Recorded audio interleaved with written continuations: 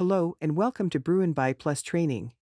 Let's take a closer look at how the Jagger system handles invoice matching with price, quantity, and receipt tolerances. We are going to look at an invoice which is currently in workflow because once an invoice enters workflow, a robot will check the invoice to see if it is matched. Normally, accounts payable will be assigned queues of invoice assignments. They will not have to search for them. However, for this video, we will find one suitable to demonstrate with. Prior to entering workflow, you may not see the latest matching information. So, let's start by performing a search.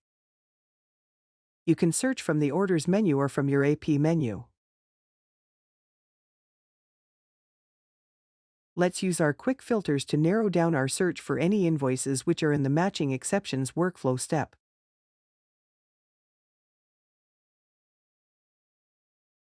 Let's look at any invoice and examine the matching. All invoices go through the same process, so if you understand how to read them, you will be able to figure out how to treat them. Click on the Matching tab to see the status. Under the Match status, you'll see Unmatched. Any invoice here in the Matching Exceptions step will be unmatched, that is the reason they land here. The Jagger system allows for you to define what classifies as an exception to your organization. What we see here is the system's reaction to those tolerances created. You see the matching method here, which shows whether the invoice is required to have 2- or 3-way matching, or none at all.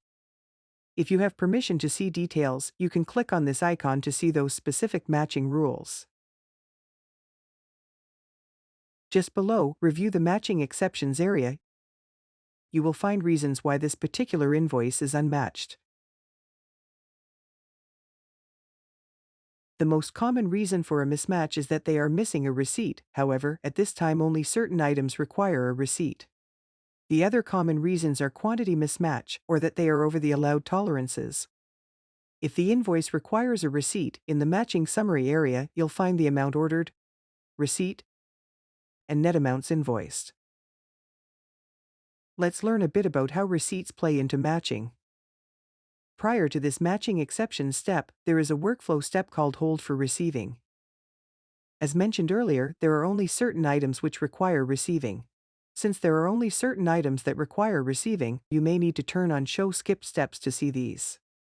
Requesters receive automated notifications that the invoice requires receipt. The invoice will stay in this step until received. For all exceptions, missing receipt, or out of tolerance, you will need to rely on policy that decides whether this invoice can move on in the workflow to approvals and payment. It goes without saying that we simply cannot move invoices past matching into approval.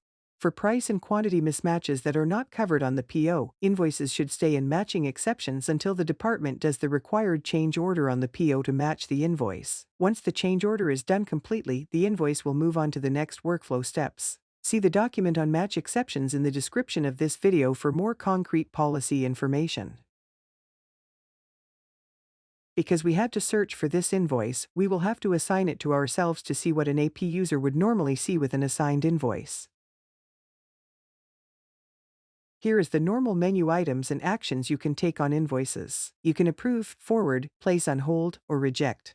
When you do end up approving, this invoice will move forward to the next step in the workflow. This concludes the invoice matching portion of this training.